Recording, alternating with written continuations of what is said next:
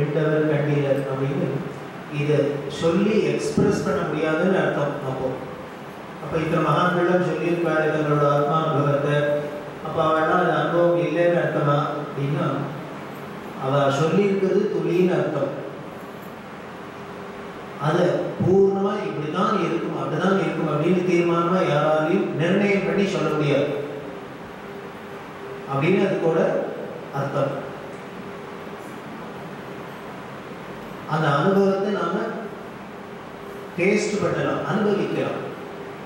எப்படி அனுபவிக்கலாம் அப்படின்னா, அந்த பிரம்மமே ஒரு சகுணமா நமக்கு ஏத்தாப்புல நம்மளோட வந்ததுன்னா அதோட நாம பேசி பழகி அனுபவிக்கிறது இந்த பிரம்மானுபவம்னா இப்படிதான் இருக்கும் அப்படின்னு நாம தெரிஞ்சுக்கலாம். அப்படி ஒரு அனுபவம் கிடைச்சிருமா, ஈஸியா கிடைக்குமா அப்படின்னா நம்மளை பொறுத்த வரைக்கும் முடியும் கிடைக்கும். 1894 அப்புறம் பிறந்தவா 1994க்கு முன்னால பிறந்தவா இவன் அத்தனை பேருக்கும் கிடைச்சது. சரி, இந்த நூற்றாண்டுக்குள்ள பிறந்தவாளுக்கு எல்லாருக்கும் கிடைச்சதாங்க தெரியாது. அப்படி 1894 மே மாசம் 20ஆம் தேதி ஞாயிற்றுக்கிழமை கிருஷ்ணபக்ஷ பிரதம திதியில அனுராதா நட்சத்திரம் அப்படிங்கிற நட்சத்திரத்துல விழுதியபுரம் அப்படின்னு சொல்லக்கூடிய தமிழ்நாட்டில் இருக்கிற நடுநாடு அப்படின்னு சொல்லுவோம். அந்த நடுநாட்டில் இருக்கிற இந்த விழுப்புரத்துல கீழ அனுமார் கோவில் தெரு அப்படின்னு இருக்கு.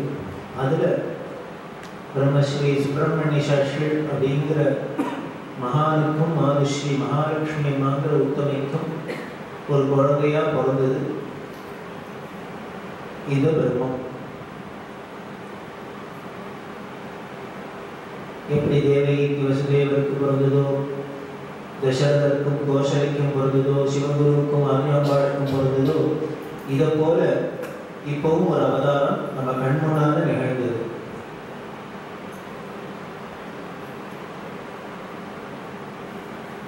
அந்த அவதாரத்தை போய் ஒரு தரம் நாம பார்த்தோம்னா தெரியும், பார்த்த வாழ்க்கை தெரியும். ஆனந்த அனுபவம்னா என்ன, பிரம்மானுபவம்னா என்ன, பிரம்மானந்தம்னா என்ன அப்படிங்கிறது இந்த பார்த்த வாழ்க்கை தெரியும். இப்படிதான் இருக்கும். அப்படி அந்த பிரம்மானுபவத்துக்கும் லௌகீகமான உலகத்துல எத்தனையோ ஆனந்தங்கள் இருக்கு. இந்த ஆனந்தத்துக்கு நல்ல ஒரு வித்தியாசம் அப்படின்னா, மற்ற லௌகீகமான ஆனந்தங்கள்லாம் நாம் அதை என்ஜாய் பண்றதே அனுபவிக்கிறதே நமக்கு சந்தோஷத்தை கொடுக்கும். அந்த அனுபவம் நின்று போயிடுத்துனால் அந்த ஆனந்தமும் நின்று போயிடும். இதை விட இன்னொரு விபரீதம் என்ன அப்படின்னா, அந்த அனுபவத்தை பின்னால நினைச்சோம்னா துக்கம் மிஞ்சும். உதாரணமா சொல்லணும்னா, நேத்திக்கு அல்வா சாப்பிட்டோம் அப்படின்னா சாப்பிட்றதே நல்லா இருந்தது. ஆனால் இன்னைக்கு அதை நினைச்சாக்க துக்கமா இருக்கு. நேத்திக்கு நாங்கள் அல்வா சாப்பிட்டுருக்காரு, அதனாலதான் இப்படி உடம்புக்கு வந்து இல்லையா. நேத்திக்கு பாருங்க நம்ம வாழ்வு பிரமாதமா அல்வா வருமா சாப்பாடு, இன்னைக்கு சாப்பாட்டுக்கே வழி இல்லை அப்படிங்கிறாப்புல இருக்கும். இப்படி ஏதோ ஒரு விதத்துல அதை நினைச்சு ஒரு வருத்தப்படுறாப்புல இருக்கும். ஆனா இந்த பிரம்மானுபவம் அப்படிங்கிறது என்னைக்கோ ஆயுசுல ஒரு தரம் எத்தனையோ 40 வருஷம் 50 வருஷத்துக்கு முன்னால பெரியவாட தரிசனம் பண்ணினவாளுக்கு இன்னைக்கு அதை நினைச்சா கூட கண்ணால தாரதாரையா பொங்கிண்டு அந்த ஆனந்தம் அப்படியே பொங்கி நிரம்பிட்டு வருது. இதுல எதே தெரிஞ்சுக்கலாம், இது அப்போ நாம அனுபவிக்கிறது பிசிக்கல் ஃபார்ம்ல நாம அனுபவிக்கிறோம். இருந்தா கூட மற்ற சாமான்களை நாம பிசிக்கல் ஃபார்ம்ல அனுபவிக்கிறதுக்கும் இதுக்கும் பெரிய வித்தியாசம் தான். இது பரபிரம்மம் அப்படிங்கிறதுக்கு சாட்சி. எப்போ எந்த யுகத்திலயோ திரேதாயுகத்துல நாம இருந்துட்டு போறோம், பாபர யுகத்துல கிருஷ்ணர் இருந்துட்டு போறோம் அப்படின்னா, இன்னைக்கு அதை இப்ப ராமாயணத்தை படிச்சா பாகவதத்தை படிச்சா நாம ஜெயிக்கிட்டா கிருஷ்ணர் ஜெயிக்கிட்டா எங்கேயும் ஆனந்தம் வரும். எப்படி வருது, என்ன அதுல ரகசியம்? நிச்சயம் எல்லாரும் பழக்கதையை கேட்டா இப்ப நமக்கு ஏதாவது சந்தோஷம் வருமோ? ஒண்ணுமே வேண்டாம், யார் கதையும் வேண்டாம். நம்ம கதையே பழக்கதையை கேட்டாக்க நமக்கு ஒரு சந்தோஷம் இருக்குமோ? இருக்காது. அப்போ கூட துக்கம் தான் மிச்சிருக்கும். சின்ன வயசுல எப்படி இருந்தேன் சார் பார்ப்போம், இப்ப பார்ப்போம் நம்ம பாட்டு அப்படின்னு இது ஒரு வருத்தத்தை தான் கொடுக்கலாம். ஆனால் எப்பவும் நடந்த கதையை யுகக்கணக்கு முன்னால நடந்ததை இன்னைக்கு நினைச்சாலும் படிச்சாலும் கேட்டாலும் அனுபவிச்சாலும் நமக்கு ஒரு ஆனந்தம் இருக்கு. ராமநவமி எப்படின்னா சீசன்ல அத்தனை பேரும் எல்லா இடத்துலையும் திருவிழாடெல்லாம் ராமாயணம் தான். அத்தனை பேரும் ராமாயணம் சொல்லலாம், பல பேர் சொன்னா பல விதமா சொன்னா. ஆனா ஒவ்வொருத்தரும் கேட்கறதையும் சந்தோஷமா இருக்கு, ஒவ்வொருத்தர் சொல்லிட்டு கேட்டாலும் ஆனந்தமா இருக்கு. பல பேர் பாகவதம் சொன்னா எத்தனை தரம் கேட்டாலும் மறக்க மாட்டேங்குது அப்படின்னா அதுதான் அது பிரம்மங்கிறதுக்கு சாட்சி. அது எய்தாப்புல ஒரு வியக்தியா இருந்து சகுணமா இருந்து நமக்கு அனுபவத்தை கொடுக்கறதையும் ஆனந்தமா இருக்கும். அது இந்த சகுணத்துக்கெல்லாம் அப்பாற்பட்டு ஒரு நிர்குண பிரம்மமா இருந்து நிர்குணமா நமக்கு அந்த ஆனந்த அனுபவத்தை ஸ்மரிக்கிறதையும் நினைக்கிறதையும் அந்த ஆனந்தம் மேலோங்கியே இருக்கும். இன்னும் சொல்லப்போனா வளர்ந்து இருக்கும். பெரியவாளை நேர பார்க்கறதே நமக்கு எவ்வளவு சந்தோஷம் இருந்ததோ அந்த க்ஷணம் எப்படி இருந்ததோ தெரியாது. இன்னும் சொல்லப்போனா நம்ம ஒரு ஏதோ நிர்பந்தத்தில் கூட பல பேர் பார்த்தவாழ்லாம் இருக்கா. எனக்கு இன்னும் விஷயமே இல்லை சார், ஃப்ரெண்டு தான் ரொம்ப கம்பல் பண்ணி எடுத்துருமா தீராதே போய் பார்த்தேன். ஆனால் பார்த்தப்பறம் தான் பிடிச்சி கொடுத்து.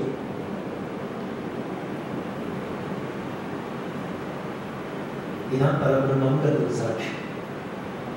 அப்படிதான் இருக்கும் ஆனந்த அனுபவம். பிரம்மானுபவம் பிரம்மானுபவம்னு அப்படிதான். அந்த பரபிரம்மத்தை நாம ஒரு நாம ரூபத்துல பார்க்கிறோம். இந்த நாம ரூபத்துல பார்க்கறதே அதோட இம்பேக்டை விட, இம்பேக்ட் தான் இல்லைன்னு சொல்லலை, அந்த நாம ரூபத்துல பார்க்குற இம்பேக்டை விட அந்த நாம நினைக்கிறதே, நாமத்தையும் ரூபத்தையும் திருப்பி நினைக்கிறதையே அதோட அனுபவம் இன்னும் கொஞ்சம் பன்மடங்கா இருக்கும். அதனால்தான் ஸ்மரணையே சுகமும் ஓ ராமநாம ஸ்மரணையே சுகமும் ஐவாட்சி. ராமரை நினைக்கிறது கூட அவர் ஆனந்தம் சுகம்னு சொல்லல, ராம நாம ஸ்மரணையே சுகமும். உன்னோட பேரை கேட்டாலே போறோம், பேரை நினைச்சாலே போறோம். அப்புறம்னா உன்னோட ரூபத்தை குணங்களை இதெல்லாம்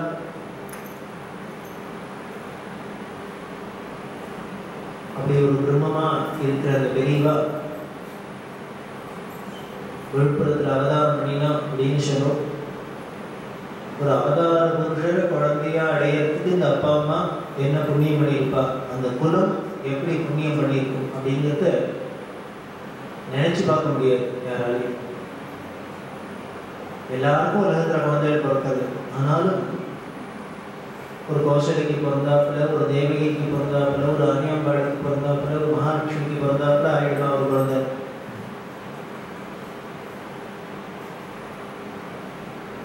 அதுதான் அவளோட தபஸ் பலம், தபப்பலம்.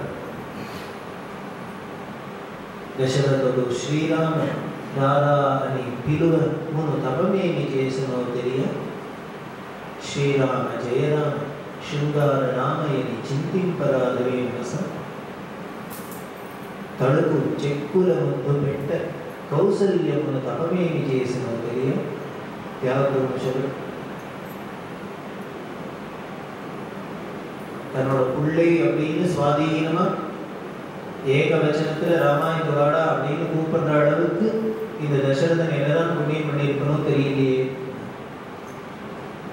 அவன் அப்படியே தன்னோட செல்ல குமரனை குழந்தைய வாரி அணைச்சு எரிக்கும் கன்னத்துல ஒரு முத்தம் கொடுக்கறதுக்கு அந்த கோசலா தேவி தான் என்ன பண்ணியிருக்கோ தெரியலையே, தபஸ் பண்ணாலோ தெரியலையே அப்படின்னு.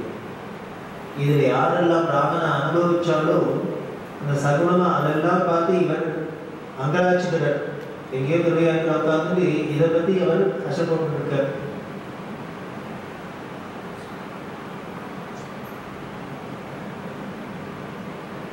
உனக்கு எத்தனையோ பேர் இருக்கா பரிச்சரியம் பண்றதுக்கு. கோசல தேசத்து அரசன்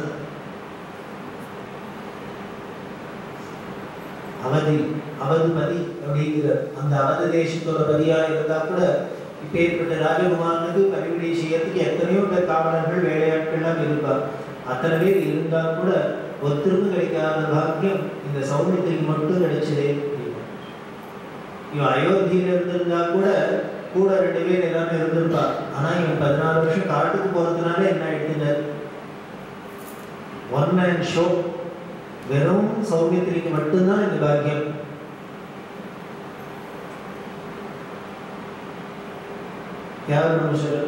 சௌமித்திரி உன்னை தப்புமே చేసినோ தெரியவில்லை, உன்னை காட்டுக்கு எடுத்துன்னு போய் அவன் மட்டும்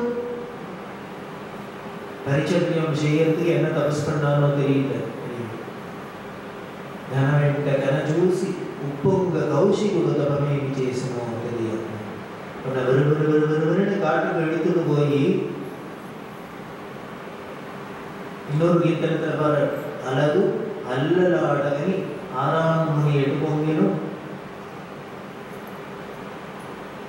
அது முன்னால இருக்கிற காகபக்ஷம் அப்படின்னு ராமனோட அழகுல வர்ணிக்கிறதே சொல்ற.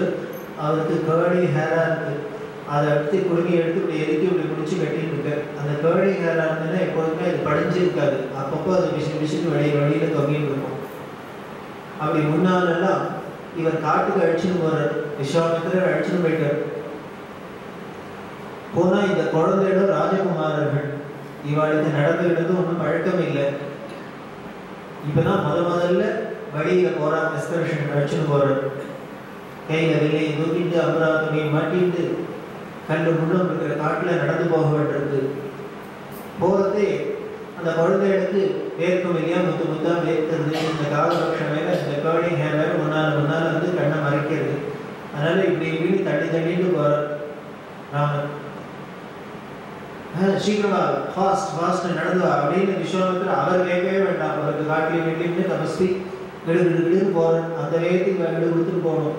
திரும்பி பார்த்த அப்படி திரும்பி பார்க்கறது அந்த சமயம் பார்த்து இப்படின்னு தள்ளி விட்டுக்கிறார் ராமன். இந்த ஸ்டைல பார்த்தோம்னா அப்படியே சுத்தி போயிட்டார் விஸ்வாமித்திரர். ఇది దేవుడు భాషలో ఘన వెంట ఘన చూసి ఉప్పొంగ కౌశికుడు తపమేమి చేసినో తెలియాలి. இப்படி இதை பார்க்கறதுக்கு இப்போ 100 பேர் பார்த்ததுல இவரும் ஒருத்தரும் இல்லை. இவன் மட்டும் பார்த்தான், விஸ்வாமித்திரர் மட்டும் பார்த்தார். இந்த அழகை திருப்பி ரசிக்கணுங்கிறதுக்காக இன்னும் விரட்டிட்டு போனான். சீக்கிரமா அப்படின்னு. ஏன்னா இன்னும் 4 தினம் கழிப்பு 4 தினம் பார்க்கலாம். ஜனகன் என்னதான் பண்ணினாலும் தெரியல, எல்லாருக்கும் கொண்டு போகிறது, எல்லாருக்கும் மாப்பிள்ளை வரா.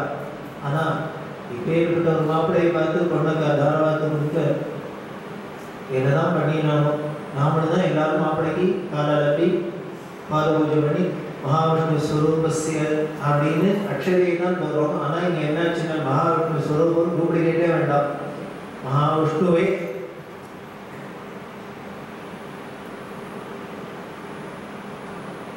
இப்படி தானம் பண்றதுக்கு இந்த ஜனகன் என்னதான் தபஸ் பண்ணாமோ தெரியல.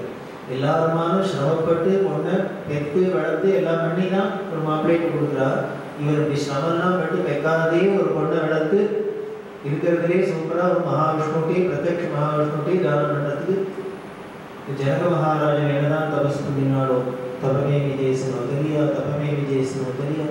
இந்த சாகித்யம் முழுக்கள் புலம்புறாங்க. என்னென்ன தபஸ் பண்ணாலும் எனக்கு தெரியலையே. அதெல்லாம் விட இன்னும் அழகா சொல்ற. தர்மாத்ம சரணம் குஜோ சிவ சாபம்பு தபமே விசேஷனோ தெரியாது. தர்மாத்மாவான உன்னோட காலில் முறிஞ்சு விழறதுக்கு அந்த சிவதனுசு தான் என்ன தபஸ் பண்ணிதோ தெரியலையே. சிவதனுசு முறிஞ்சு விழுந்தது, எதிர விழுந்தது, இவரோட காலில் விழுந்தது, ராமன் காலடியில் விழறதுக்கு அந்த சிவதனுசு என்ன தபஸ் பண்ணி காத்திருந்ததோ தெரியல. சரி இத்தனை சொன்னாலும் அவளே என்ன தபஸ் பண்ணாலும் இவர் ஒரு தபஸ் பண்ணலையான்னு யாரும் ஒரு தபஸ் பண்ணாலே இருந்திருக்கலையா இருக்கிறார். 96 கோடி என்ன பண்ணினார் ராமநாமா. அதனால கடைசியில முதிரையில போட்டுக்கிறார் தியாகராஜாத்னயனி பொகட நாரத முனி தபமே விஜயசனோ தெரியாது அப்படின்னு. அப்போ என்ன பண்ண நான் பண்ணின தபஸ்ன்னு சொல்லல. தியாகராஜனுக்கு ரொம்ப பிடிச்சமானவன் ராமனுக்கு ரொம்ப பிடிச்சமானவன் தியாகராஜன் அப்படின்னு நாரத முனி சொல்லி பராமரிக்கிறான். அது நமக்கெல்லாம் இவ்வளவு ஃப்ரெண்டா இல்லை, தெரியாத தியாகராஜனுக்கு இவ்வளவு க்ளோஸா இருக்காரு, இவர் அவருக்கு க்ளோஸா இருக்காரு அப்படின்னு நாரத முனி சொல்றதுக்கு தபமே விஜயசனோ. இப்படி நாரத முனி சொல்லிட்டு பரம்பறதுக்கு அவர் என்ன தபஸ் பண்ணாரோ தெரியல அப்படின்னு. அதே தியாகபிரமும் இன்னைக்கு இருந்திருந்தாருன்னா நம்மளெல்லாம் பார்த்து இப்படிலாம் ஒரு சாகித்யம் எழுதியிருப்பார். இவாள்லாம் என்ன தபஸ் பண்ணாலும் தெரியலையே, இவாள்லாம் என்ன தபஸ் பண்ணாலும் தெரியலையே. இப்படி பெரியவாள இவா மட்டும் ஏகாந்தமா அனுபவிச்சிருக்காளே, எத்தனை தரம் பார்த்துருக்கா, எத்தனை தரம் இவாவா விட்டுட்டு போயிருக்க, எத்தனை தரம் பிரசாதம் வாங்கியிருக்கா, என்னெல்லாம் பேசியிருக்க, என்னெல்லாம் பண்ணியிருக்கா, இத்தனை என்ன தபஸ் பண்ணாலும் தெரியலையே அப்படின்னு சொல்ற அளவுக்கு நமக்கும் அந்த பாக்கியம் இருக்குதான் இருந்தது. அப்படி அவதாரம் பண்ணின நமக்கெல்லாமே இப்படி வாங்கி வருகினா அந்த அவதார புருஷனை குழந்தையா நடந்து அந்த அப்பா அம்மாவுக்கு எவ்வளவு தபஸ் இருந்திருக்கும் அப்படிங்கிறது வார்த்தைகளால் வர்ணிக்க முடியாது. அந்த குலமே பவித்திரமான குலம். கன்னட தேசத்தை சேர்ந்த ஹொய்சாலர்கள் அப்படிங்கிற கன்னட ஸ்மார்த்த அண்ணன பிரிவை சேர்ந்தவா. இதுதான் பெரியவாளோட வம்சம். அந்த கன்னட தேசத்துல பெரிய மந்திரியா இருந்தார் மகான் கோவிந்த தீட்சிதர் அப்படிங்கிறவர். சோழ தேசத்தை தஞ்சாவூர் தலைநகராக கொண்டு நாயக்கர்கள் வம்சம் ஆட்சி பண்ணிட்டு வந்தது. அதில் சேவப்ப நாயக்கன் அப்படிங்கிறதா தான் முதல் நாயக்கர். சேவப்ப நாயக்கன், அச்சுதப்ப நாயக்கன், ரகுநாத நாயக்கன் அப்படின்னு வரிசையா அப்பா பிள்ளை பேரன் அப்படி ஆட்சி கொண்டு வரா. இந்த நாயக்கர்களுக்கு சேவப்ப நாயக்கருக்கு மந்திரியா இருந்தவர் இந்த கோவிந்த தீட்சிதர். நாயக்கர்கள் வம்சமாக இருந்து தஞ்சாவூர் தலைநகராக கொண்டு சோழ தேசத்தை ஆண்டா கூட விஜயநகர சாம்ராஜ்யம் அப்படின்னு கர்நாடக தேசத்தில் இருக்கு. ஹம்பி அப்படின்னு சொல்லக்கூடிய அதை தலைநகராக கொண்டு ஹம்பி அப்படிங்கிறது வேறுள்ள பம்பா அப்படிங்கிற அந்த ஒரு பேர் பம்பா கஷேத்திரம் அப்படின்னு பேர். ராமாயணத்தில் பார்க்குறோம். பம்பா தீரத்தில் தான் சுக்ரீவனோட ராமர் சக்கியம் பண்ணிட்டார். ஆஞ்சநேயர் முதல்ல மீட் பண்ணினது அப்படின்னா ராமர் மீட் பண்ணினார். அந்த பம்பா தான் கன்னடத்துல பாலன்னா ஹாவா பண்ணிடுவார், பாலுன்னா ஹாலு அப்படின்பா. அது மாதிரி பம்பான்னா ஹம்பா. அந்த ஹ என்ன ஆகிடுது ஹம்பா. ஹம்பா தான் ஹம்பி. இன்றைக்கு ஹம்பி அப்படின்னு சொல்லுவோம் கர்நாடகத்தில் இருக்கு. அந்த ஹம்பியை தலைநகராக கொண்டு இவர் ஆட்சி பண்ணிட்டு வந்தார். விஜயநகர டைனாஸ்டி அப்படின்னு சொல்லுவோம். விஜயநகர சாம்ராஜ்யம் அப்படின்னு வித்யாநகரம் அப்படின்னு பேர். அதுக்கப்புறம் விஜயநகரமா மறுபடி இருக்கு. வித்யாரண்யர் அப்படிங்கிறவர் ஒரு மகான். இவர் என்ன பண்ணினார், பெரிய வித்வான், வேத வித்து சாஸ்திரங்கள்லாம் அப்படி கரைகின்றவர். ஆனா ரொம்ப ஏழ்மையா இருந்தது, ரொம்ப சிரமப்பட்டது, ஐஸ்வர்யம் இல்லை. மகாலட்சுமியை குறித்து தபஸ் பண்ணினார். அம்பாள் பிரத்யட்சமான எனக்கு ஐஸ்வர்யம் வரும் அப்படின்னு கேட்டார். அந்த அம்மா சொன்னா கொடுக்கலாம், அவசியம் கொடுக்கணும். ஆனால் உனக்கு இந்த ஜென்மாவில் பிராப்தம் இல்லை. உன் அக்கௌண்டெல்லாம் பார்த்தாக்க இப்போ கிளியரன்ஸ் கொடுக்க முடியாது. அதனால அடுத்த ஜென்மாவில் உனக்கு கொடுக்குறேன் அப்படின்னு. இவருக்கு ரோசமா கேட்டு இவ்வளவு தபஸ் பண்ணி அம்பாள் பிரத்யட்சமாகி இதை சொல்றதுக்கு மகாலட்சுமி வரணும். என்கிட்ட ஒன்றும் இல்லை அவனை கொடுக்கறதுக்கு அப்படின்னு சொல்றதுக்கு அவ வரணும் அப்படின்னா அம்பாள் அந்த தியானம் ஆயிட்டா மகாலட்சுமி. உடனே என்ன பண்ணீங்க, இந்த ஜென்மாவில் தானே எனக்கு இந்த ஐஸ்வர்ய பிராப்தி இல்லை, அடுத்த ஜென்மாவில் உண்டோல்லையோ அம்பாளே சொல்லியிருக்கா. எனக்கு இப்போ அடுத்த ஜென்மா எடுத்துட்டேன்னா எனக்கு வந்துடும் பைசா. அதனால என்ன பண்ண குடும்பத்தூர் போகிற மொட்டையை அடிச்சுட்டு சன்னியாசம் வாங்கிட்டு. சாஸ்திரம் சொல்லுது சன்னியாசம் வாங்கிட்டா கிரமமாக மந்திரம் சொல்லி சன்னியாசம் வாங்கிட்டா அது புனர்ஜென்மான்னு சொல்லுது. அதனால இவருக்கு புனர்ஜென்மா ஆகிட்டு இப்போ சாஸ்திரோக்தமாக மறுபிறவி வந்துடும். இப்போ திருப்பி மகாலட்சுமி கூட்ட அம்பாள் வந்தா. நீ தானே சொன்ன எனக்கு இப்போ ஜென்மா மாறிவிட்டோ, பழைய வித்யாரண்யர் போயாச்சு, இப்போ புதுசா வந்திருக்கேன் சன்னியாசம். அதனால எனக்கு இப்போ ஐஸ்வர்யத்தை கொடுக்க முடியும். அம்பாள் பார்த்தா ரொம்ப கெட்டிக்காரனா இருக்க நீ. ஒரு முகூர்த்த காலம் அப்படியே கனகம் மழை பொழிஞ்சா.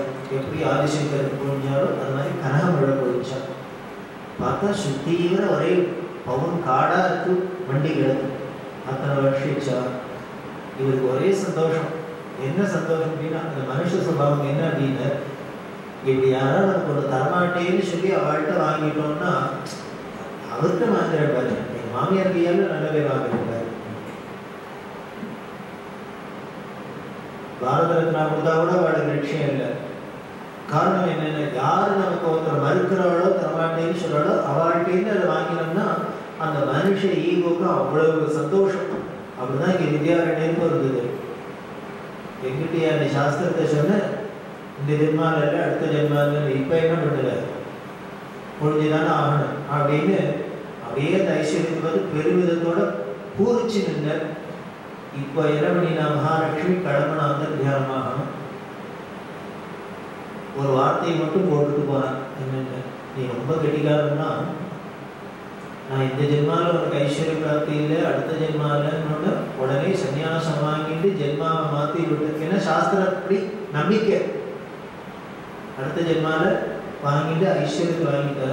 ஆனால் உடனே ஒன்று வச்சுக்கோ, அதே சாஸ்திரம் தான் சொல்றது, சன்னியாசிகள் எதையும் ஸ்வர்ணத்தை கையால் தொடக்கூடாது, காசு படத்தை கையால் தொடக்கூடாது. ஞாபகம் வச்சுக்கோன்னா கடாரம் வரைஞ்சு போயிட்டான். இப்படிதான் ஆயிடும். எங்கேயோ ஜெயிச்சுட்டு வந்துட்டு பார்ப்போம் நினைச்சிட்டு இருக்கோம். கடைசியில கோல் போஸ்ட்ல போய் கீழே விழுந்துருவோம். இத்தனை ஒரு க்ஷணம் தாங்கல்ல இப்படி மகாலட்சுமிய நாம கார்னர் பண்ணி இத்தனை ஐஸ்வர்யத்தை வாழ்ந்துட்டோமே அப்படிங்கிற அந்த சந்தோஷம் ஒரு க்ஷணகாலம் கூட இருக்க முடியல. அம்பாள் இப்படி போட்ட வார்த்தை பாம் அப்படியே பொக்கிச்சு போய் நின்று. கரெக்டு தானே? இப்படி ஒரு அசைத்தனம் பண்ணிட்டோமே. எந்த குடும்பத்துல கஷ்டம்னு இப்ப குடும்பத்துக்கு ஐஸ்வர்யம் வேணும்னு நாம பண்ணிடமோ, ஐஸ்வர்யம் வாங்கிறது இப்ப குடும்பம் போயிடுது. சன்னியாசம் வாங்கிட்டதுனால குடும்பம் போயிடுது. முதல்ல குடும்பம் இருந்தது, ஐஸ்வர்யம் கஷ்டம் இருந்தது. இப்ப கஷ்டம் இல்லை, ஐஸ்வர்யம் வந்துட்டு குடும்பம் போயிடுது. இது ஈஸ்வரனி. அதாவது இந்த சரித்திரம்னா புராணங்கள்னா நமக்கு என்ன காமிக்கிறது அப்படின்னு, நீ என்னதான் வல்லவனா இருந்தாலும் வல்லவனுக்கு வல்லவன் ஒன்றும் ரெடியா காத்துன்னு இருக்கு. அதனால உன்னோட சாமர்த்தியத்தினாலேயோ இல்லை உன்னோட மேதாவித்தனத்தினாலேயோ புத்திசாலித்தனத்தினாலேயோ அப்படின்னா ஓடுக்க மட்டும் வந்துடும் நினைச்சுக்காத. தமிழ்ல பழமொழி சொல்றாங்க, தடுத்துல போதா கோலத்துல போடுறான் அப்படின்னு. மகான்களோட சரித்திரம்னா இதைத்தான் காமிக்கிறது. இப்ப என்ன பண்ணுவாரு, எய்தாப்புல பார்த்தா காடா ஐஸ்வர்யம் கிடக்கு, ஆனா ஒரு கூட போய் கையால தொட முடியாது. அப்படி ஒரு ஆசிரமமா போயிடுச்சு. இதை யோஜனை பண்ணல அவருக்கு ஒரே வெறி. இப்போ வாங்கி வருது எப்படி காசு அப்படிங்கிறதுனால என்ன பண்ணினா போய் கிட்ட மந்திரத்தை சொல்லி வந்து பாயிண்டாச்சு. இப்போ திருப்பி இதை விட்டுட்டு கிரகஸ்தாசிரமத்துக்கு போக முடியாது. அதுக்காக என்ன பண்ணீங்க, மனசை சமாதானப்படுத்துங்க. ஏதோ நான் பண்ணின அசைத்துத்தன்மையே லோகத்துக்கு ஒரு நல்ல காரணமா இருக்கட்டுமே. இப்போ நம்ம வீட்டு கஷ்டம் போகணும்னா தான் காசு வேணும்னு பார்த்தோம். இப்போ காசு வந்துடுது, வீடு போயிடுது. அதனால லோகத்தில் உள்ள கஷ்டம்லாம் போகட்டும் அப்படிங்கிறதுனால அதெல்லாம் மகான்கள். உடனே நாமளா இருந்தோம்னா அழுகை சிரிச்சு இதை எப்படியாவது என்ன பண்ணலாம்னு பார்த்து வினாமிகளை வச்சு எதையாவது பண்ணிடுவோம். வித்யாரண்ய சுவாமி பெரிய மகானா இருந்ததுனால தபஸ்வி இருந்ததுனால என்ன பண்ணினா இது அத்தனையும் அப்படியே அம்பாள் மணியின் அனுகிரகம் எல்லாருக்கும் தான் பண்ணுவோம். லோகானுகிரகம் தான் அவளோட லட்சியம். அது எது பண்ணினாலும் அது நல்லதுக்கு தான், உலகத்துக்கு நல்லது. அதனால தான் என்ன பண்ணினா ஹரிஹரன் புக்கன் அப்படிங்கிற 2 பேரை அழிச்சு வந்து அப்போ நமது இந்து மதத்துக்கு ரொம்ப ஒரு நலிவுற்ற காலமாக இருந்தது. இஸ்லாமிய படையெடுப்புனால இன்னைக்கு அந்த ஹம்பியை பார்த்தீங்கன்னா ஹம்பி ரூயின்ஸ் அப்படின்னு ஹிஸ்டரியில் ரொம்ப ஃபேமஸ். விட்டலராயர் கோவில் அப்படின்னு இருக்கும். சிற்பத்தில் இன்னமே கல்லில் அப்படி ஒரு கைவண்ணத்தை காமிக்க முடியாது. ஆனால் உள்ளுக்குள்ள மூலஸ்தானம் மட்டும் கிடையாது, வெறும் கோவில் மட்டும் இருக்கிறது. பாழடைஞ்சு வடவே லிங்கம் அப்படின்னு பார்த்தீங்கன்னா பெரியசா இருக்கும். சாசிகை கால் கணபதி அப்படின்னு பெரிய கணபதி. நரசிம்மர், யோக நரசிம்மர் ஜெயஜாண்டிகா பார்த்தா 2 கையும் வெட்டி இருக்கும். என்ன பண்ணினா ஒன்னா அந்த கோவிலை இடிக்கிறது இல்லையா, அதை விட சுலபம். ஏன்னா அத்தனை கோவிலை இடிக்கிறதுக்கே வருஷக்கணக்காகும். அதை விட சிம்பிளா என்ன பண்ணினா மூலஸ்தானத்தில் இருக்கிற சாமியை பின்னப்படுத்தி விடுறது. படுத்தினா நமக்கு சம்பிரதாயமும் பின்னமானதை வச்சுட்டு பூஜை பண்ண முடியாது. விற்கிறவங்க பின்னமாயிடுச்சுன்னா இல்லை பணம் உடஞ்சிடுச்சுன்னா அதெல்லாம் வச்சு பூஜை பண்ணுறது நமக்கு சாஸ்திர விரோதம் இருக்கிறதுனால எல்லாத்தையும் பின்னம் பண்ணினான். அப்படின்னா பண்ணிட்டார். இதெல்லாம் பார்த்த வித்யாரண்யம் அவருக்கு ரொம்ப மனசுத்தாங்க. இப்படி ஒரு சனாதன தர்மத்துக்கு இப்படி ஒரு குறவு வந்துருக்கு, நலிவு வந்துருக்கு. அவர்களும் ஆட்சியில் இருக்கா, சாமானிய ஜனங்களால் அதை எதிர்த்து ஒன்றும் பண்ண முடியாது. அதனால இதுக்கு ஒரு இந்து சாம்ராஜ்யம் வேணும், அதுக்குன்னு ஒரு சதுரங்க சேனையோட படைபலம் வேணும் அப்படிங்கிறதுனாலே என்ன அப்படின்னா அதுக்கு உபயோகப்படுத்தலாம். இதை நம்ம பண்ணின அசட்டுத்தனத்தினால சனாதன மதத்துக்கு இந்து மதத்துக்கு ஒரு பெரிய மறுமலர்ச்சியாக இருக்கட்டும் அப்படின்னு என்ன பண்ணினா அந்த ஹம்பியே தலைநகராக கொண்டு இந்த ஹரிஹர புத்தரை ராஜாவாக பண்ணி இத்தனை ஐஸ்வர்யத்தையும் வச்சு விஜயநகர சாம்ராஜ்யம் அப்படின்னு பண்ணினான். அதனாலே அவன் என்ன பண்ணினான், அந்த ஹரிஹர புத்தர் இது இத்தனையும் இந்த வித்யாரண்யங்கிற மகானோட கிருபையினால வந்தது தானே. அவர் எங்கேயோ போயிட்டு இருக்கிறவளை கூப்பிட்டுனா கத்திட்டு திடீர்னு ராஜா அவார்டு லாட்டரி அடிச்சுட்டு அவன் அந்த நன்றினால என்ன பண்ணினா அந்த ராஜதானிக்கு பேரே வித்யாநகரம்னே வச்சிருந்தா. இவர் வித்யாரண்யரா இருந்ததுனால வித்யாநகரம்னே வச்சிருந்தா.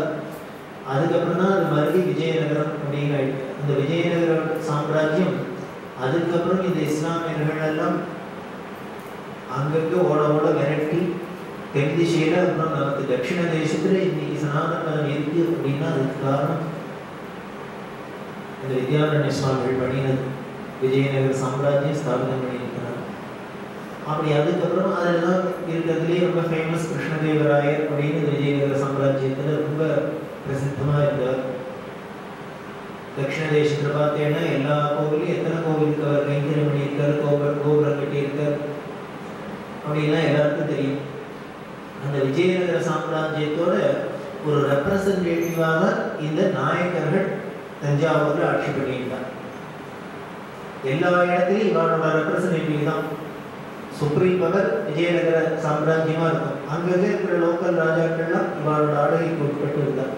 அப்படி வந்தவாதான் அப்ப என்ன பண்ணினா அந்த விஜயநகர சாம்ராஜ்யத்திலேருந்து இந்த அச்சுதப்ப நாயக்கருக்கு அட்வைசரா ஒரு நல்ல வேத வித்து பண்டிதர் அனுப்பணும் அப்படின்னு இந்த கோவிந்த தீட்சிதரை அனுப்பினார். இவர் கன்னட தேசத்தை சேர்ந்த ஹொய்சலர் அந்தனர். இவர் தஞ்சாவூருக்கு வந்து ராஜாவுக்கு மந்திரியா இருந்ததுனால நித்யாக்னிஹோத்ரி மந்திரி எப்படின்னாலும் அக்னிஹோத்திரங்கள்லாம் பண்ணிட்டு யாகங்களை பண்ணிட்டு ஸ்வதர்மத்துல அனுஷ்டானத்துல அப்படி சிறந்து விளங்கினார். இவர் ஈச்சங்குடி அப்படிங்கிற இடம் அங்க இருந்தா. கடைசியில கோவிந்த தீட்சிதர் பட்டீஸ்வரம் அப்படிங்கிற இடத்துல இருக்கு. பட்டீஸ்வரத்துல இருக்கு தேவபுரி அப்படின்னு அதுக்கு ரொம்ப பெரிய க்ஷேத்திரம். அந்த வம்சத்துல வந்தவாதான் பெரியவாரோட தாயார். இந்த கோவிந்த தீட்சிதர் வம்சத்துல வந்தவாதான் மகாலட்சுமி அம்மா.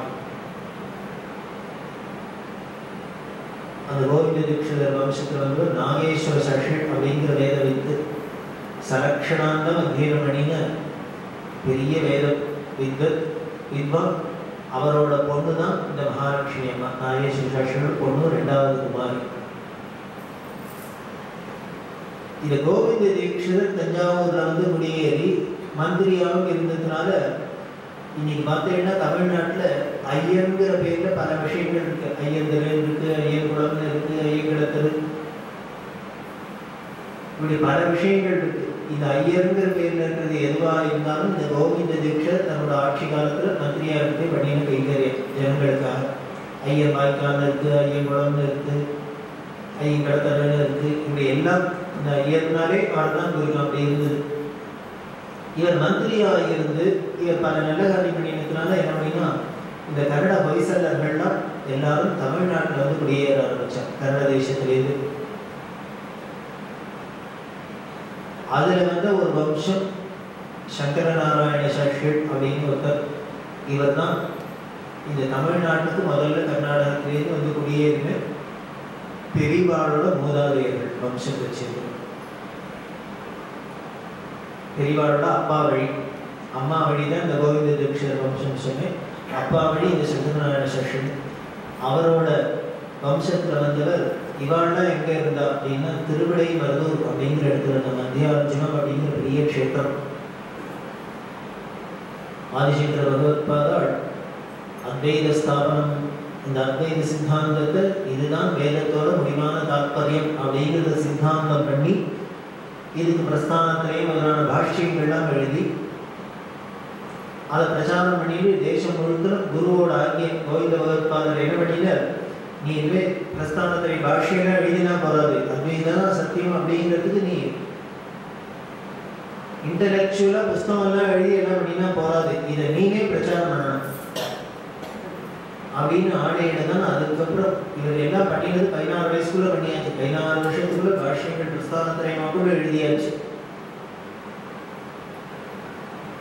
அதுக்கப்புறம் ஆச்சாரியால் அவரோட குருநாதனும் சொல்ல வேதவியாசரும் வந்து இதெல்லாம் பரீட்சை பண்ணி கரெக்ட் இதுதான் வேதத்தோட தாற்பயம் அப்படின்னு சொல்ல வேதவியாசர் அப்புறம் சொன்னார், நீனே யாத்திரை பண்ணி இதை பிரச்சாரம் பண்ணணும் தேசம் கொடுக்கணும் அப்படின்னு.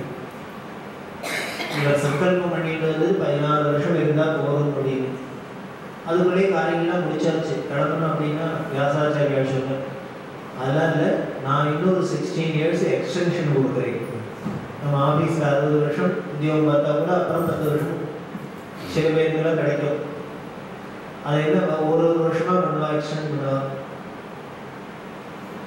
ஆனால் இங்கே வியாசர் என்ன பண்ண, பிரம்மாவை கூப்பிட்டு இவரோட ரெக்கார்டில் கரெக்ட் பண்ணிக்கோன்னு விட்டார்.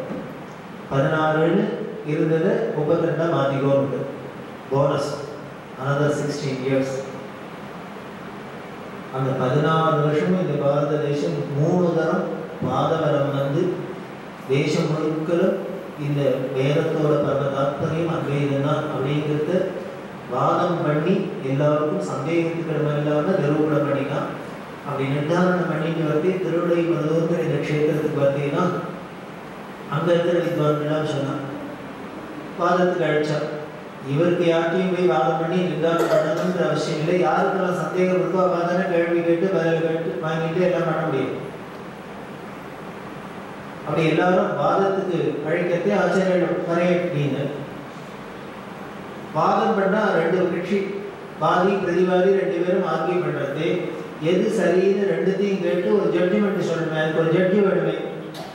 இந்த ஜட்ஜி யாரு நீங்க ஆச்சாரியாட்ட ஒரு குணம் என்ன, இப்படி போற இடத்துல பல இடங்கள்ல வாதம் பண்ணியிருக்க, ஒரு இடத்துக்காக இவர் ஒரு ஜட்ஜி அடிச்சு போல.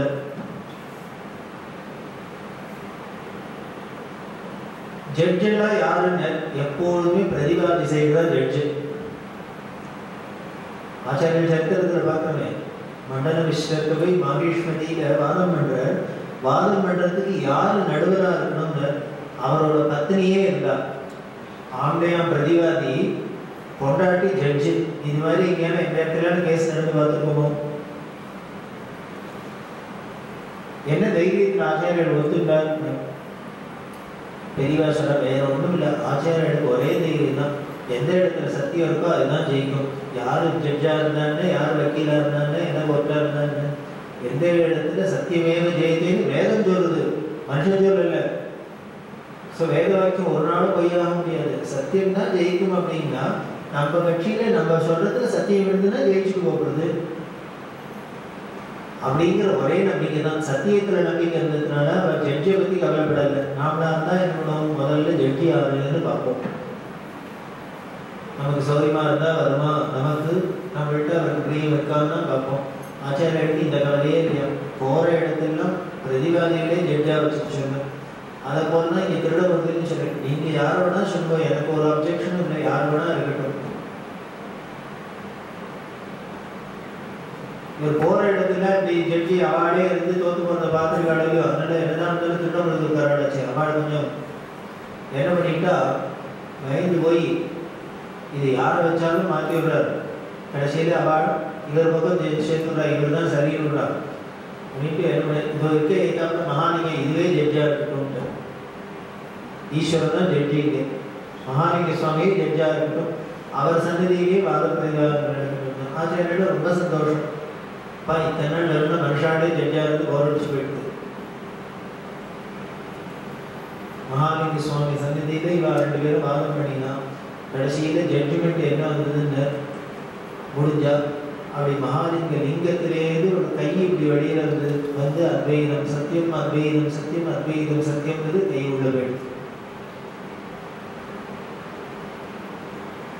எந்த சித்தாந்தத்துக்கும் இல்லாத ஒரு பெரிய பெருமை என்ன அப்படின்னா இந்த அத்வைதத்துக்கு ஈஸ்வரனே சத்திய பிரமாணம் பண்ணிடுது.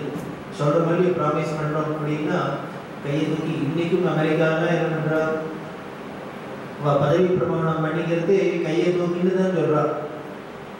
இவன் ஹாரிக் சுவாமி பண்ணினது தான் வாடு பண்றான். அத்வைதம் சத்தியம் அத்வைதம் சத்தியம் அத்வைதம் சத்தியம் 3 தரம் அசரீரியா ஈஸ்வர வாக்கு வந்து பிரமாணம் பண்ணிட்டு அப்பேற்பட்ட க்ஷேத்திரம் திருடமதுரம் மத்தியார்ஜுனம் அப்படின்னு. அந்த மத்தியார்ஜுனத்துல தான் இந்த சங்கரநாராயண சாஸ்திரி பரம்பரை இருந்து வந்தது. அதுல சுப்பிரமணிய சாஸ்திரி அப்படின்னு ஒரு உத்தமர் இருந்தார். இவர் அன்னிலேருந்து ஆச்சாரியர் அங்கே வந்துட்டு போனதுனால அங்கே ஒரு மடம், எந்தெந்த இடத்துல ஆச்சாரியர் போனாலும் அவளுக்கு அங்கே ஒரு மடம், அந்த மடத்துல பூஜை பண்ணியிருந்தார். இவர் என்ன பண்ணுவார், அப்போ அந்த காலகட்டத்தில் காஞ்சி காமகோடி பீடம் கும்பகோணத்தில் தலைமையமாக இயங்கிட்டு வந்தது. இவர் தினம் திருடமருதூர்லேருந்து கும்பகோணத்துக்கு நடந்து போவார். ஏன்னா வேற ஒன்றும் வாகன வசதியெல்லாம் கிடையாது. எப்போ நடப்பாங்க, அங்கே கும்பகோணத்தில் ஆச்சாரியர் அப்போ இருக்கிற பீடாதிபதிகள் 64வது பீடாதிபதிகள். அவ பூஜைக்கு உட்கார்ந்துட்டா மடத்துல ஒரு வழக்கம், நகரா டங்கான வாத்தியம், இந்த பெரிய பேண்ட் வாத்தியம் மாதிரி இருக்கும், ட்ரம்ஸ்ன்னு சொல்ற மாதிரி இருக்கும். அதை முழங்குவா. முழங்கினாக்க என்னென்னா ஊரில் இருக்கிறவங்களுக்கெல்லாம் அனௌன்ஸ்மெண்ட்டு, எல்லாரும் மடத்துக்கு வரலாம், பூஜை ஆரம்பிக்க போகுது அப்படின்னு. இந்த கும்பகோணத்தில் அடிக்கிற அந்த நகராட்டங்கா 10 கிலோமீட்டர் தாண்டி இருக்கிற திருடமருதூர்ல காதல விழும்.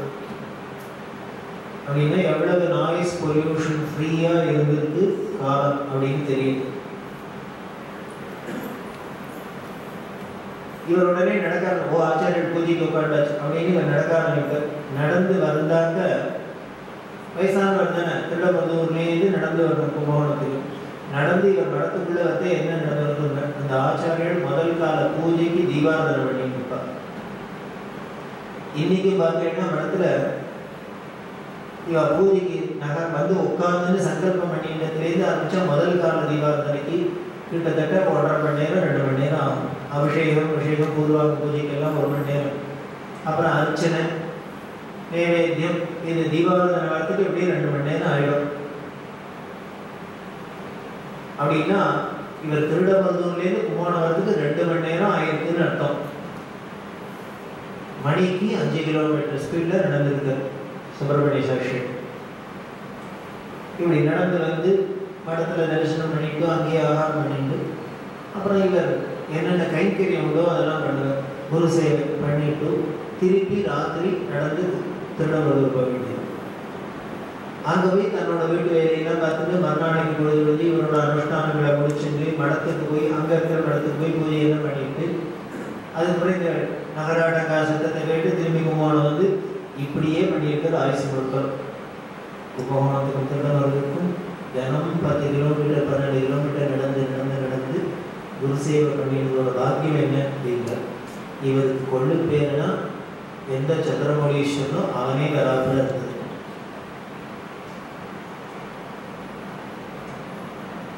இந்த சுப்பிரமணிய சாஸ்திரி தான் பெரியவாளோட கொள்ளு தாத்தா, அப்பாவோட தாத்தா. இந்த சுப்பிரமணிய சாஸ்திரிக்கு பிள்ளை கணபதி சாஸ்திரி அப்படின்னு.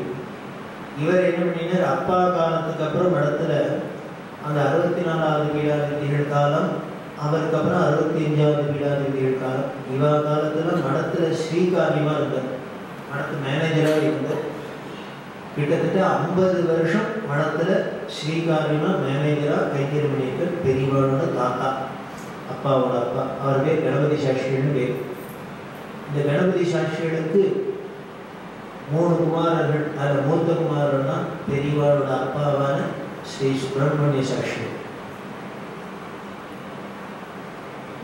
இதிலேயே உங்களுக்கு குலப்பெருமை தெரியும். அப்பா வழியாக இருக்கட்டும் அம்மா வழியாக இருக்கட்டும் 2 பக்கத்திலையும் எப்படி ஒரு ஆச்சார அனுஷ்டானத்தோடு இருந்து வேத வித்துக்களாக இருந்து இது எல்லாத்துக்கும் மேலே எப்படி குரு பக்தி பண்ணி குரு கைங்கரியம் பண்ணின்னு குரு சேவை பண்ணிட்டு இருந்திருக்கா அப்படின்னு தெரியுது. அந்த குரு சேவையோட பலன் தான் எந்த குருனாலே ஆதிகுருன்னு பரமேஸ்வரன் சொல்லுவோம், தட்சிணாமூர்த்தின்னு சொல்லுவோம். அப்பேற்பட்ட அந்த ஆதிகுருவான தட்சிணாமூர்த்தி இவா வீட்டில் ஒரு குழந்தையா உலாவதாப்புல ஒரு பாக்கியம் கிடைச்சோம். மௌனம் வடவிடோ மூலதோ நிஷ்பதந்தி சம்போ மூர்த்தி சரதி குமரே சங்கராச்சாரிய ரூபா அப்படின்னு ஆலமரத்துக்கு அடியில் பேசாத ஆடாத அசங்காத ஒன்றும் பண்ணாத மௌனமாக இருந்த எந்த ஆதிகுருவோ தட்சிணாமூர்த்தியோ அவரே தான் சம்போங்கிற மூர்த்தியா இந்த பூமியில் உலாவுகிறது அப்படின்னு இந்த ஸ்லோகம் சொல்லுது. அந்த சம்போங்கிற மூர்த்தி தான் சங்கரரா உலாவது அப்படின்னா அந்த சங்கரங்கிற மூர்த்தி தான் சந்திரசேகரராவும் உலாவது.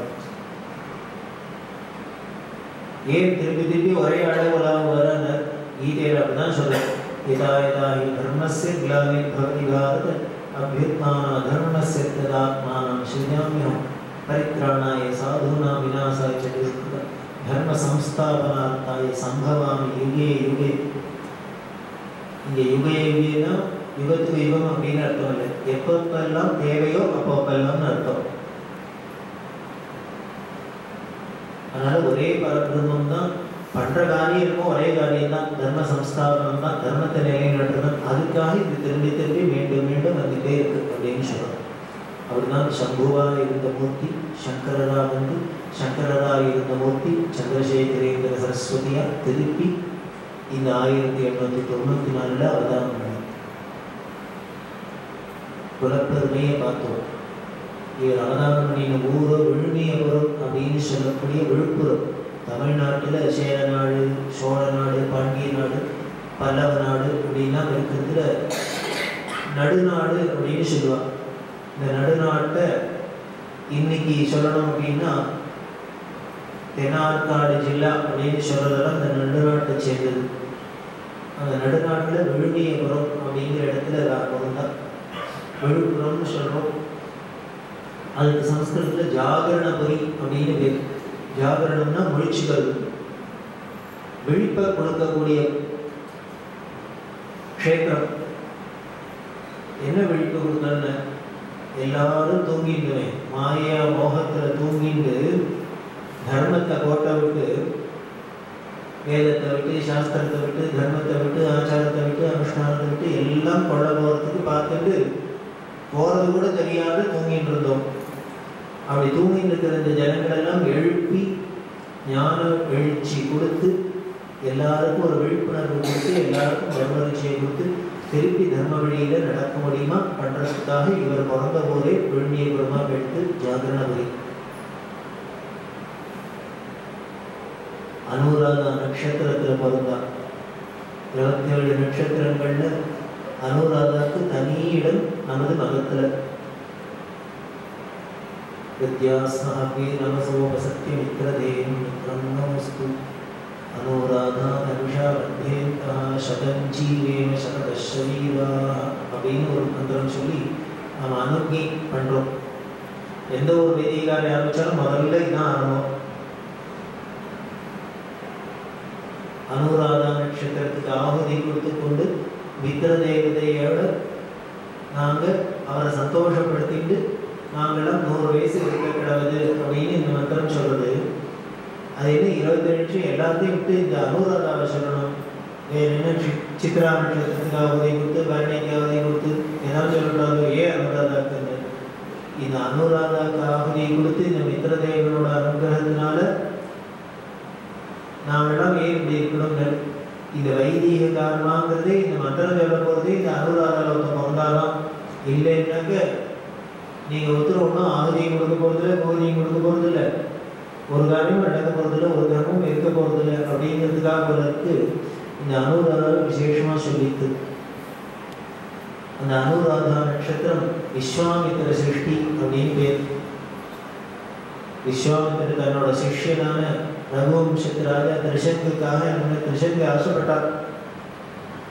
அவருக்கு ஒரு விபரீத ஆசை.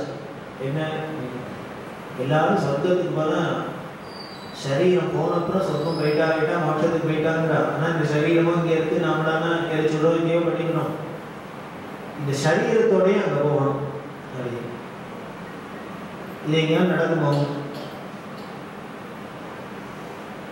இந்த நாட்டிலேருந்து அந்த நாட்டுக்கு போகணும் அப்படின்னா என்கிட்ட இங்கே இருக்கு ரூபா நோட்டா இருக்கு, 1000 ரூபா நோட்டாவே நிறையா இருக்குது அப்படின்னா அமெரிக்காவில் எடுத்து போனால் அது செல்லுபடியாகும். அதை இனிமேல் டாலராக கன்வெர்ட் பண்ண வேண்டியிருக்கு. அங்கே ஒரே டாலராக முடிஞ்சிருக்கு, இங்கே கொண்டு வந்தால் செல்லுமோ செல்லாது, ரூபா நோட்டாக மாற்ற வேண்டியிருக்கு.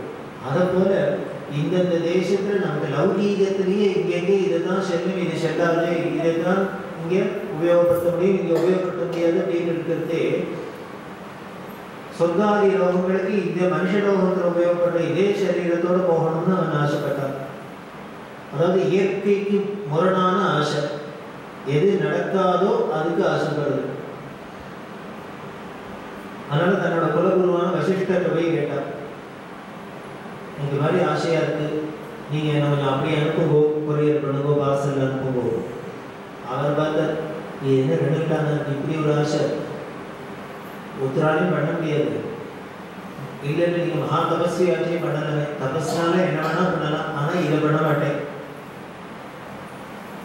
இயற்கைக்கு விரோதமா ஒரு காரியம் பண்ண முடியாது, தபஸ்வி அப்படிங்கிறதுனால பண்ண மாட்டேன்னு. வசிஷ்டரோட குழந்தைகிட்ட போய் கேட்டார், அவ சொல்லிட்டா, எப்போ எங்க அப்பாவே மாட்டேன்னு விட்டாரோ நாங்களும் மாட்டோம்னா. இப்படி தலையறான் திருஷங்கு. இப்ப யாரு நம்மள இந்த சரீரத்தோட சொர்க்கத்துக்கு அனுப்புவா? இதுக்கு ஒரு ஆள் கிடைச்சா தேவையில்லையே. அப்படியே தேடுறதே தான் விஸ்வாமித்திர ஞாபகம் வந்தது. நேராக அவர்கிட்ட போனான். அவர்கிட்ட போய் கேட்டா, இவன் என்ன பண்ண கெட்டிக்காரத்தனமா கேட்டான், என்ன இந்த சரீரத்தோட நீங்க அனுப்பிச்சுடணும் அப்படின்னு கேட்காத, நான் வசிஷ்டத்தை போய் கேட்டேன், அனுப்ப முடியாதுன்னு, அதனால நீங்க ஹெல்ப் பண்ணணும்னா. உடனே அவர் என்ன பண்ணினா, அப்படியா சொன்னார், உடனே நான் அனுப்புறேன். ஒரு கட்சியில இருந்து அங்க ஒன்றும் மதிப்பு இல்லை அப்படின்னா நேரம் உடனே கட்சியிலாவே அடுத்த கட்சி போயிட்டா உடனே மந்திரி பதவி கொடுத்துருவாங்க. எதிர்கட்சியிலேருந்து வந்தாக்கா அவ்வளோ ஒரு மதிப்பு. அதுபோல வசிஷ்டர் முடியாதுன்னு சொன்னதுனால இப்போ விஸ்வாமித்திரன் பண்ணியே காமிச்சணும்னு வந்துருக்கு. அதுதான் அந்த ப்ரெசன்டேஷன் டெக்னிக். இந்த திருஷனுக்கு போய் நீங்கள் இந்த தயவு பண்ணுவோன்னா அவரும் கையை வச்சிருப்பார். இப்படி ஒன்று சொன்னோன்னா அவருக்கு ஒன்றே விஷயம் இருக்கும். அப்படியே அவர் சொன்ன விஷயம் அவர் கிடக்கார், நான் பண்ணி காமிக்கிறேன். பண்ணினர் அபிமந்திரிச்சர், நான் சொல்றேன் போய் தண்டோகத்துக்கு அனுச்சர். சொர்க்கத்துக்கு போது கையை தூக்கினர், நேரே இவன் கிளம்பிட்டான் சரீரத்தோட. அதனால இந்த சரீரம் பார்த்தா திடீர்னு யாரோ டிஃப்ரெண்டா யாரோ திறந்துருக்கான். நம்ம பார்த்தா அப்படியே நீங்க என்ன இப்படி கணக்கு யாரோ திறந்துருக்காடு. நான் பார்த்தா மனுஷன் ரிஷங்கு இக்ஷ்வாகு வம்சத்துல அயோத்தியாதிபதி. இந்த கோபம் இருக்கு. அது வழக்கமில்லாத வழக்கமா இருக்கு. மனுஷ சரீரத்தோட ஒருத்தரும் இங்க வரவே முடியாதுன்னு ஒரு ஈஸ்வர சிருஷ்டி இருக்கிறது. அதை மீறி வந்திருக்காங்க. என்னன்னா ஒரே தண்டா குற்றத்தெல்லாம் அதெல்லாம் இல்லை வரக்கூடாது வரக்கூடாது சொல்ற மாதிரி நம்ம யாராலும் வராத வந்துட்டாக்க உடனே கதை சாத்திரம் கொடுத்துரும். அதுபோல இந்த குற்றத்தன்னா இதை எதிர்பார்க்கறது சொல்லி ஒவ்வொரு அங்கே நின்று விழுந்தார்.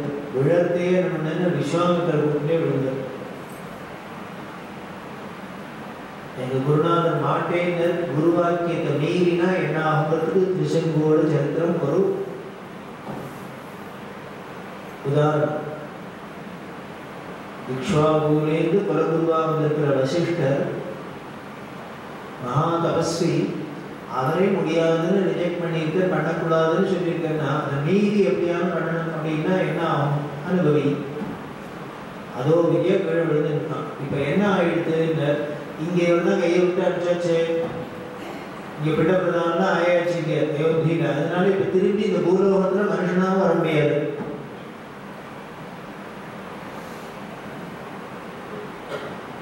அங்கேயோ மனுஷனா இருக்கோங்கிறதுனால மனுஷ சரீரம்ன்றதுனால சொர்க்கத்துக்கும் போக முடியல.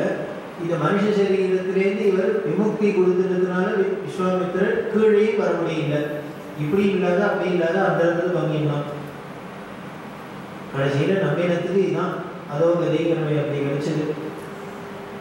கோவம் கொடுத்து விஸ்வாமித்திரருக்கு அப்படியா அப்படின்னா அந்த பொய்ப்பை என்றார்.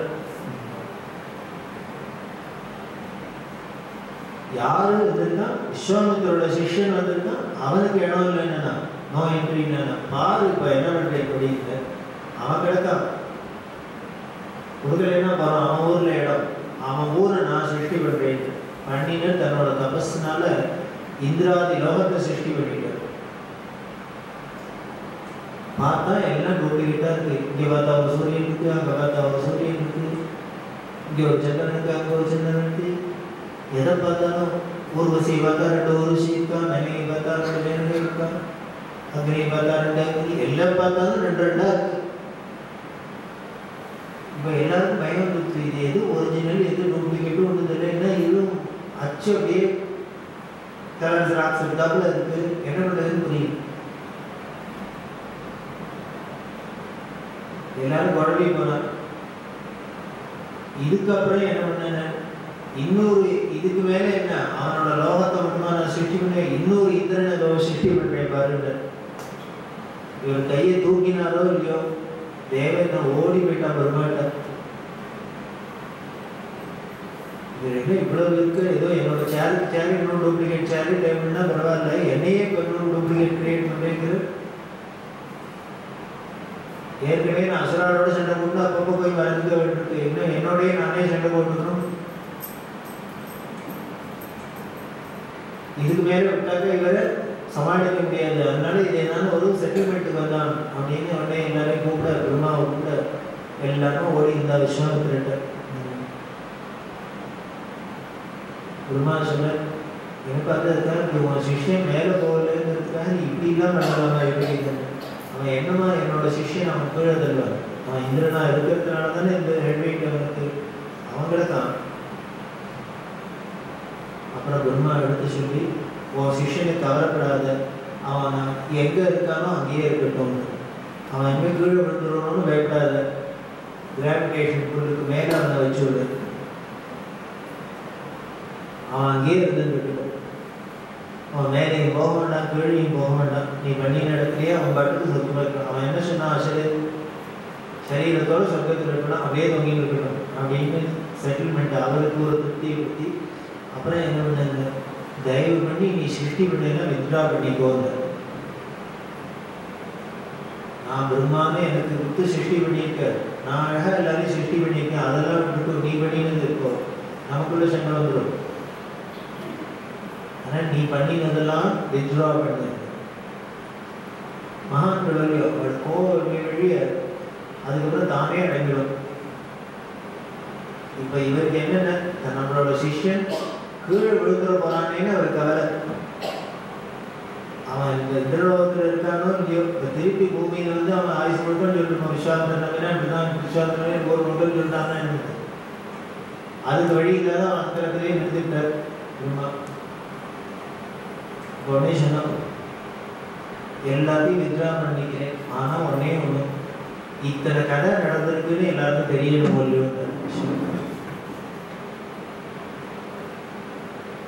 நான் என்னோட தபஸ்னால இத்தனை பண்ணினது, தபஸோட பெருமை என்ன எனக்காக இல்லை, ஒரு தபஸ்வினால என்னதான் பண்ண முடியும், பிரம்மாவுக்கு சரியா என்ன வேணா சிருஷ்டி பண்ண முடியுங்கிறது உலகத்துக்கு தெரியணும். அப்பதான் தபஸ் பண்ணணுங்கிற ஒரு ஆசை வருது. தபஸோட பலன் என்ன, தபஸோட பலன் என்னன்னு ஒன்றும் வேண்டாம். தபஸ் பண்ணினா என்ன பண்ண வேண்டாம், ஒரு விஸ்வாமித்திர சரித்திரம் படிச்சா போகும், அதுல திரிசங்கு உபாக்கியானம் படிச்சா போகும். தபஸ்னா என்ன, அதோட பலன் என்னன்னு தெரியும்.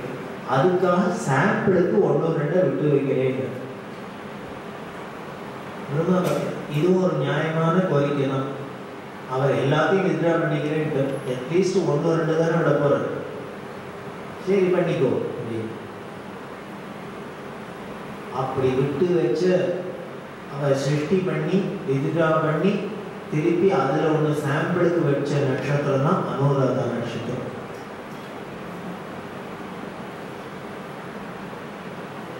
அதுக்கப்புறம் என்ன பண்ணினாங்க, இவர் 1-2 அங்கே விட்டு வச்சிருக்காரு. இதெல்லாம் விஸ்வாமித்திர சிருஷ்டி பண்ணினது ஒரிஜினல் பிரம்மா சிருஷ்டி அப்படிங்கிறது எப்படி தெரிஞ்சுக்கிறதுங்க. அதுக்கு ரிஷிகள்லாம் என்ன பண்ணினா விதானம் பண்ணினாங்க, எந்தெந்த விஷயங்கள்லாம் சார்த்தத்துக்கு உபயோகமாக இருக்கோ அதெல்லாம் ஒரிஜினல் சிருஷ்டி. சார்த்தாகம் இல்லது கொத்தரங்காயை பார்த்தீங்கன்னா கொத்தரங்காயும் பீன்ஸும் ஒரு மாதிரி தான் இருக்கு. கொத்தரங்காய்னா சார்த்தம் அப்படின்னா பிரம்ம சிருஷ்டி, பீன்ஸ்னா விஸ்வாமித்திரர், அவ்வளவுதான்.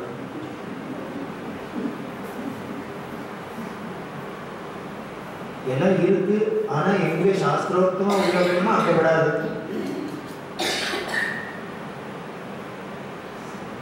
அதுல நட்சத்திரம் விஸ்வாமித்திர சிருஷ்டியில விட்டு வச்சதுதான் இந்த அனுராதாங்கிறது. இந்த அனுராதாவோட குணம் என்ன அப்படின்னா, இப்ப எல்லா நட்சத்திரங்களும் ஒரே திசையில போறது அப்படின்னா, உதாரணத்துக்கு கிழக்கேந்து மேற்க டிராவல் பண்ணும் அப்படின்னா, இந்த அனுராதா மட்டும் என்ன பண்ணுங்க, மேற்கேந்து கிழக்க போகும், எதிர் திசையில போகும். இதை ராகணபதியிட்ட சொல்ற தெரியல, என்னோட நட்சத்திரம் விஸ்வாமித்திர சிருஷ்டின்னு அவருக்கு தெரியுமோ இல்லையோன்னு அப்போ சொன்னது அதுதான் இத்தனை. ஆமா, விஸ்வாமித்திர சிருஷ்டி. இந்த ஊருக்கெல்லாம் ஒரு வழின்னா ஒன்றரைக்கண்ணனுக்கு ஒரு வழிப்பா. அதை போல எல்லாருக்கும் ஒரு வழின்னா எனக்கு தனி வழி. ஏன் நான் பிறந்த நட்சத்திரமே அப்படிதான் இருக்கு. எல்லா நட்சத்திரமும் கிழக்கேந்து மேற்கொண்டு இது மேற்கேந்து கிழக்கு வாங்கிக்கிறது. இப்படி ஒரு நட்சத்திரத்துல பிறந்துட்டு நானே எல்லாரோடையும் போகணும்னா எங்கேயிருந்து நடக்காது. அதனாலதான் என் வழியும் தனி வழியா இருக்கு. எல்லாரும் போறாப்படி இவர் போகலையே, ஆச்சரியமான இருக்கு. இது அவ ஆசியமா சொன்னாப்புல இருக்கு. அவ சரித்திரம் எப்படி இதெல்லாம் நிரூபணம் பண்ணியிருக்குன்னு பார்க்கிறோம்.